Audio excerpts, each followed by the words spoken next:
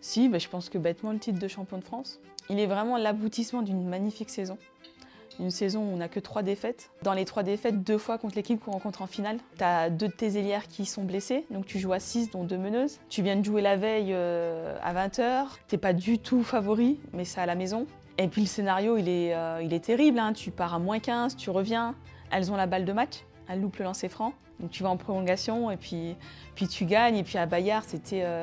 la salle était remplie, ils avaient même mis des chaises tout autour ce serait en mode courtside en NBA. Voilà, c'est la fameuse année où toutes les planètes étaient alignées, où toutes les filles s'entendaient bien. Voilà, tu passais un cap, t'étais un groupe de copines qui jouaient ensemble, qui prenaient du plaisir de jouer ensemble. Et la cerise sur le gâteau est possible, quoi. Donc ouais, je pense que ça reste mon plus beau moment à Charleville.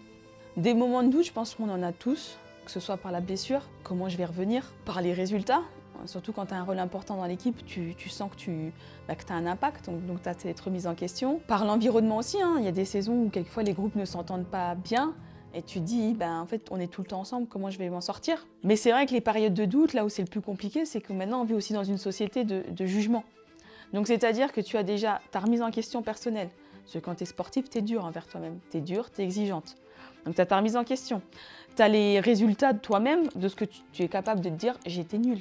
J'étais vraiment mauvaise. Tu t'apitoies déjà sur ton sort. Puis maintenant, avec cette société qui te rajoute une couche, c'est vrai que c'est pas toujours facile. Maintenant, je pense que là où j'ai toujours réussi à m'en sortir, c'est d'être bien entourée, d'avoir des personnes aussi dans le club qui m'ont toujours montré leur confiance, d'avoir, comme je le répète souvent, cet entourage familial. Je ne sais pas si j'avais continué, par exemple, 3-4 années de plus, si j'aurais pu réussir à m'en sortir, par exemple.